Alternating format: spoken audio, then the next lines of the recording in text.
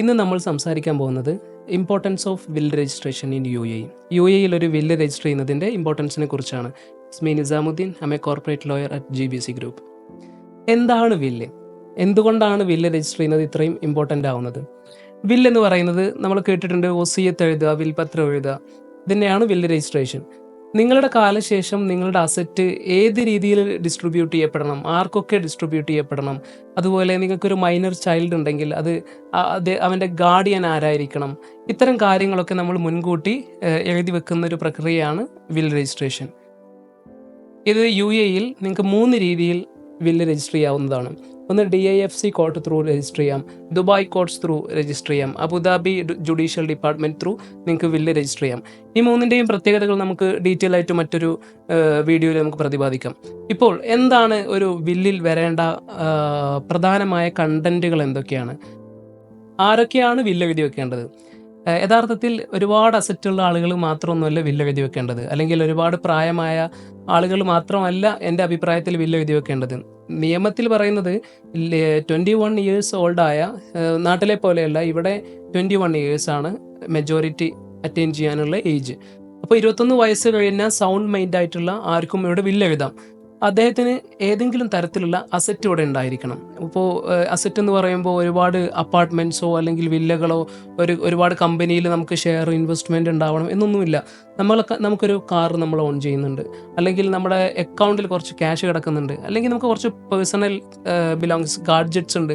Even ചെറിയ ചെറിയ asset ഉള്ളവർക്ക് പോലും എന്ത് ചെയ്യാം, ഇവിടെ വില്ല് എഴുതി വെക്കാം. കാരണം ഈ അസറ്റ്, ഈ ചെറുതാണെങ്കിൽ പോലും ഈ അസറ്റ് നമ്മൾ ഇഷ്ടപ്പെട്ട ആളുകളുടെ കൈകളിലേക്ക് വേണം നമ്മുടെ കാലശേഷം എത്താൻ.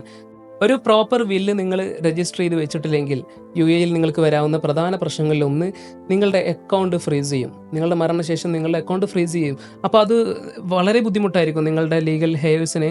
നിങ്ങളുടെ ഡെപ്റ്റ് സെറ്റിൽ ചെയ്യാനുണ്ടാവാം, അല്ലെങ്കിൽ അവർക്ക് നിങ്ങളുടെ ഫ്യൂണറൽ എക്സ്പെൻസിന് ആ പണം ഉപയോഗിക്കണമെന്നുണ്ടാവാം. പക്ഷേ നിങ്ങൾക്കത് കിട്ടിവരാൻ ഒരുപാട് ലീഗൽ പ്രൊസീഡിങ്സിലൂടെ കടന്നു പോകും, കാരണം നിങ്ങളുടെ കയ്യിൽ ഒരു പ്രോപ്പർ വില്ലില്ല. രണ്ടാമത്, നിങ്ങൾ ഇഷ്ടപ്പെട്ട രീതിയിലായിരിക്കണമെന്നില്ല നിങ്ങളുടെ ഷെയർസ് അല്ലെങ്കിൽ നിങ്ങളുടെ അസറ്റ് ഡിസ്ട്രിബ്യൂട്ട് ചെയ്യപ്പെടുന്നത്.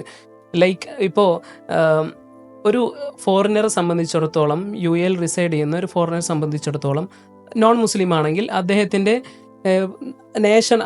നാഷണാലിറ്റി നോക്കി ആ രാജ്യത്ത് എന്താണോ അദ്ദേഹത്തിൻ്റെ പേഴ്സണൽ ലോ, അത് പ്രകാരം ആ അസറ്റ് ഡിസ്ട്രിബ്യൂട്ട് ചെയ്യപ്പെടണമെന്നാണ് കൊമേഴ്ഷ്യൽ ട്രാൻസാക്ഷൻ ലോ ആർട്ടിക്കിൾ 17 പറയുന്നത്. പക്ഷേ അത്തരത്തിൽ ആ പ്രൊസീജിയറിലേക്ക് കടന്നു പോകുമ്പോൾ ഒരുപാട് അറ്റസ്റ്റഡ് ലീഗൽ ഡോക്യുമെൻറ്റ്സ് വേണം.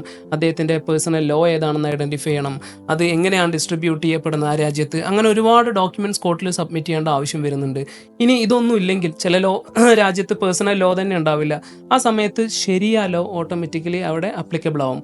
ശരിയ ലോ അപ്ലിക്കബിൾ ആവുന്ന സമയത്ത്, ഇപ്പോൾ നിങ്ങളുടെ വൈഫിന് ഉദാഹരണം പറഞ്ഞു കഴിഞ്ഞാൽ മക്കളുണ്ടെങ്കിൽ നിങ്ങളുടെ അസറ്റിൻ്റെ 1/8 മാത്രമേ കിട്ടുള്ളൂ.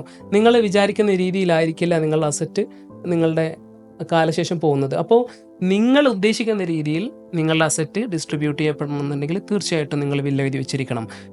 മറ്റൊരു കോൺസിക്വൻസ് ഇതുപോലെ നിങ്ങളുടെ ബിസിനസ്സിൽ വരുന്ന കോൺഫ്ലിക്റ്റുകൾ, നിങ്ങളുടെ ബിസിനസ് കുറച്ച് സമയം സ്റ്റക്കായി പോകും. നിങ്ങളുടെ ഷെയർസ് എന്ത് ചെയ്യണം, അത്തരം കാര്യങ്ങൾ കൃത്യമായിട്ടൊരു ധാരണയില്ലാതെ പോകും. പിന്നെ നിങ്ങളുടെ മക്കളിൽ മൈനർ ഉണ്ടെങ്കിൽ ആ മൈനറിൻ്റെ ഗാർഡിയൻഷിപ്പ് ആരാണ് ഗാർഡിയൻ ആവേണ്ടത്?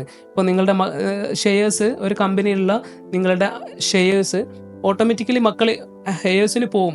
അപ്പോൾ അത് നിങ്ങൾക്ക് പിന്നീട് മറ്റൊരാൾക്ക്, നിങ്ങളുടെ മക്കൾക്ക് വിൽക്കണമെന്നുണ്ടെങ്കിൽ, അതിലൊരു മൈനർ ചൈൽഡ് ഉണ്ടെങ്കിൽ ഒരുപാട് ലീഗൽ പ്രൊസീഡിങ്സ് ഉണ്ട്. അപ്പോൾ ആരായിരിക്കണം കുട്ടിയുടെ ഗാർഡിയൻ? ആ ഗാർഡിയൻ ആരായിരിക്കണം എന്നൊക്കെ നിങ്ങൾ മുൻകൂട്ടി വില്ല് എഴുതി വെച്ചിട്ടില്ലെങ്കിൽ കോർട്ടിലേക്ക് പോകും. കോർട്ടാണ് ഡിസൈഡ് ചെയ്യുക ആരായിരിക്കണം ഇവൻ്റെ ഗാർഡിയൻ. അപ്പോൾ ഇത്തരത്തിൽ ഒരുപാട് പ്രശ്നങ്ങൾ നിങ്ങൾ ഫേസ് ചെയ്യേണ്ടി വരും. നിങ്ങളല്ല, നിങ്ങളുടെ കാലശേഷം നിങ്ങളുടെ ബിലോവേഴ്സ് ബുദ്ധിമുട്ടേണ്ടി വരും. അപ്പോൾ വളരെ ഇമ്പോർട്ടൻ്റ് ആണ് നിങ്ങളൊരു വില്ല് എഴുതി വെക്കൽ. അപ്പോൾ നമുക്ക് വില്ല് രജിസ്റ്റർ ചെയ്യുന്ന പ്രോസസ്സിലേക്ക് കടക്കാം. ആദ്യം നിങ്ങൾ വില്ല് ഡ്രാഫ്റ്റ് ചെയ്യണം.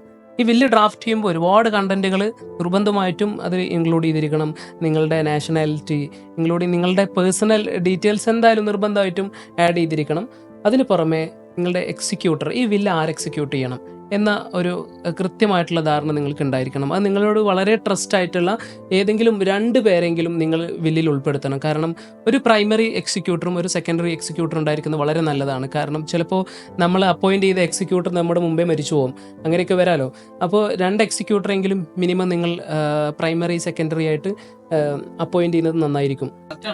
അതുപോലെ നിങ്ങൾ പ്രീവിയസ് വില്ലുണ്ടെങ്കിൽ, നിങ്ങൾക്ക് മുമ്പൊരു വില്ല് എഴുതി വെച്ചിട്ടുണ്ടെങ്കിൽ അത് റിവോക്ക് ചെയ്യുന്നത് നന്നായിരിക്കും. ഒരു ഉദാഹരണം പറഞ്ഞാൽ ഭാര്യയ്ക്കും മക്കൾക്കും വേണ്ടിയിട്ടായിരിക്കും നിങ്ങൾ വില്ല് എഴുതി വെച്ചിട്ടുണ്ടാവുക. ചിലപ്പോൾ ആ ഭാര്യ നിങ്ങളെ യൂസ് ചെയ്തിട്ടുണ്ടാവും. ഓക്കെ, അപ്പോൾ അത്തരം കേസുകളിൽ നിങ്ങൾ വീണ്ടും ഒരു വില്ല് എഴുതേണ്ടി വരും. ആ വില്ലിൽ കൃത്യമായിട്ട് മുൻപേ ഉള്ള വില്ല് റിവോക്ക് ചെയ്തിരിക്കുന്നു എന്ന് മെൻഷൻ ചെയ്തിട്ടുണ്ടായിരിക്കണം. അതുപോലെ കൃത്യമായിട്ട് അസറ്റ് നിങ്ങൾ ഡിസ്ട്രിബ്യൂട്ട് ചെയ്തിരിക്കണം. ആ അസറ്റിൽ നിങ്ങളുടെ മൂവബിൾ ആൻഡ് ഇമ്മൂവബിൾ പ്രോപ്പർട്ടീസ് മുഴുവനായിട്ട് ഉൾപ്പെടുത്തണം. ഈവൻ ഡിജിറ്റൽ അസറ്റ് അല്ലെങ്കിൽ ഇൻ്റലക്ച്വൽ പ്രോപ്പർട്ടീസ് വരെ അതിൽ ഉൾപ്പെടുത്തിയിരിക്കണം.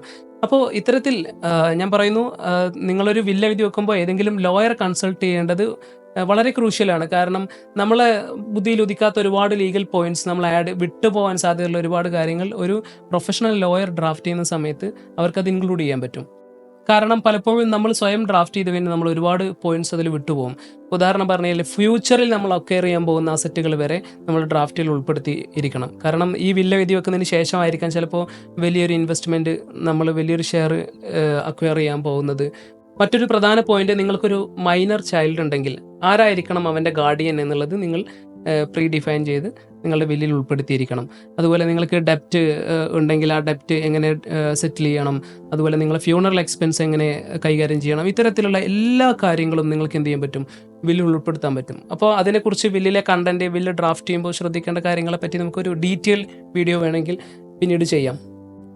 മറ്റൊരു കീ പോയിന്റ്, നിങ്ങളൊരു കമ്പനിയിലെ ഓണർ ആണെന്നുണ്ടെങ്കിൽ, ഷെയർ ഹോൾഡർ ആണെന്നുണ്ടെങ്കിൽ, നിങ്ങൾ മെമ്മോറാണ്ടം ഡ്രാഫ്റ്റ് ചെയ്യുന്ന സമയത്ത് തന്നെ ഈ ബില്ലിനെ കുറിച്ച് നിങ്ങളുടെ മെമ്മോറാണ്ടത്തിൽ പ്രതിപാദിക്കുന്നത് നന്നായിരിക്കും. കാരണം പല കേസിലും നമ്മൾ ഒരു ബിസിനസ് സെൻറ്റർ അല്ലെങ്കിൽ ബിസിനസ് സെറ്റപ്പിനെ നമ്മൾ കൺസൾട്ട് ചെയ്യുന്ന സമയത്ത് അവർ നമുക്കൊരു മെമ്മോറാണ്ടം ഡ്രാഫ്റ്റ് ചെയ്ത് തരും. ഇത് പലപ്പോഴും ഒരു സെയിം ടെംപ്ലേറ്റ് ആയിരിക്കും. ദുബായ് കോട്ടൺ തന്നെ നമുക്ക് കിട്ടുന്ന ഒരു ടെംപ്ലേറ്റ് ആയിരിക്കും.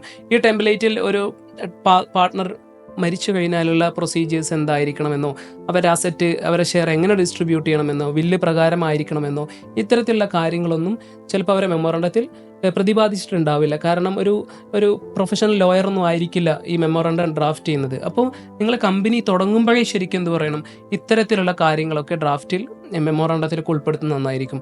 ഈ മെമ്മോറാണ്ടത്തിൽ ഈ വില്ല് പ്രകാരമായിരിക്കും എൻ്റെ ഷെയർസ് ഡിസ്ട്രിബ്യൂട്ട് ചെയ്യപ്പെടുന്നത് എന്ന കാര്യങ്ങൾ മെൻഷൻ ചെയ്യുന്നത് പിന്നീടുള്ള ഒരുപാട് ലീഗൽ കോൺസിക്വൻസ് ഒഴിവാക്കാൻ നിങ്ങൾക്ക് പറ്റും. അപ്പോൾ ഈ ഒരു ചെറിയ വീഡിയോയിൽ എന്താണ് വില്ല്, എന്തുകൊണ്ട് വില്ല് എഴുതി വെക്കണം, ആരൊക്കെ വില്ല് എഴുതി വെക്കണം, വില്ല് എഴുതി വെച്ചിട്ടില്ലെങ്കിൽ കോൺസിക്വൻസസ് എന്തൊക്കെയാണ്, ഇതൊക്കെ നമ്മൾ ഡീറ്റെയിൽ ആയിട്ട് പറഞ്ഞു.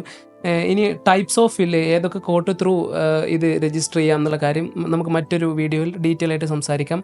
ഞാൻ പറഞ്ഞ ഇത്രയും കാര്യങ്ങൾ നോൺ മുസ്ലിംസ് ആയിട്ടുള്ള UAE റിസൈഡ് ചെയ്യുന്ന ഫോറിനേഴ്സിനെ കുറിച്ചാണ്. അപ്പോൾ മുസ്ലിംസിനെ സംബന്ധിച്ചിടത്തോളം അതിലൊരുപാട് ശരിയ ലോ അതിൽ കടന്നു വരും. ഒരു 1/3 ഒരാളുടെ അസറ്റിൻ്റെ 1/3 ഷെയർ എഴുതി വെക്കാൻ പാടില്ല, വില്ല് എഴുതി വെക്കാൻ പാടില്ല. ഇത്തരത്തിലുള്ള ഒരുപാട് കാര്യങ്ങൾ അതിൽ വരുന്നത് കൊണ്ട് അതും നമുക്ക് മറ്റൊരു വീഡിയോ ആയിട്ട് നമുക്ക് പിന്നീടും കാണാം. It's me Nizam signing off.